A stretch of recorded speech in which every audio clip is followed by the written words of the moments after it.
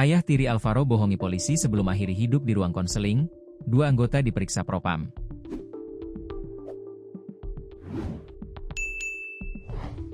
Propam Polres Metro Jakarta Selatan akan melakukan pemeriksaan terhadap personel kepolisian yang bertugas menjaga Alex Iskandar, 49. Alex merupakan pelaku penculikan dan pembunuhan Alvaro Kiano Nugroho, 6, setelah pria tersebut ditemukan tewas akibat bunuh diri di ruang konseling Mapolres Metro Jakarta Selatan, Minggu, 23 November 2025. Kabid Humas Polda Metro Jaya, Kombes Budi Hermanto, menyampaikan, penyelidikan terkait insiden tersebut akan dilakukan oleh Propam. Pastinya akan didalami oleh Propam, mari kita beri ruang untuk mendalami hal tersebut, ucap Budi, dalam konferensi pers di Mapolres Metro Jakarta Selatan, Senin, 24 November 2025, malam.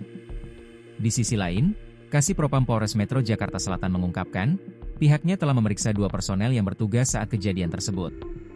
Kami sudah memeriksa 2 personel yang saat itu sedang piket, kata Bayu. Sebelumnya, Kabid Humas Polda Metro Jaya, Kombes Budi Hermanto mengungkap detik-detik Alex Iskandar, 49, ayah tiri Alvaro Kiano Nugroho, 6, bunuh diri di ruang konseling Polres Metro Jakarta Selatan.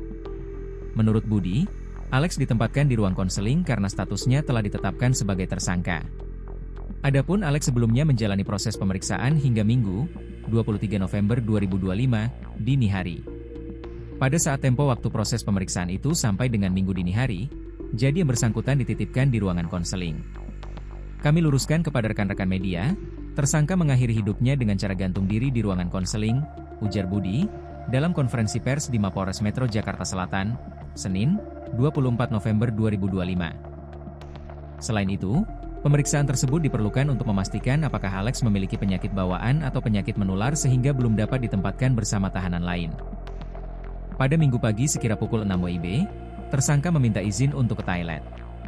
Awalnya, dia seolah sudah buang air di celana, kata Kabid Humas. Tersangka menggunakan celana pendek yang disediakan penyidik karena aturan di tahanan melarang penggunaan celana panjang. Namun, celana tersebut dianggap kotor, sehingga tersangka meminta diganti dengan celana panjang. Peristiwa tragis itu terjadi di ruang konseling sekira pukul 6.30 WIB hingga 08.0009.00 waktu Indonesia Barat. Tersangka ditemukan oleh rekannya yang berinisial G, melalui saksi kunci yang melihat dari pintu dengan bilah kaca di tengah, dalam kondisi menghilangkan nyawanya dengan cara gantung diri, ujar Budi.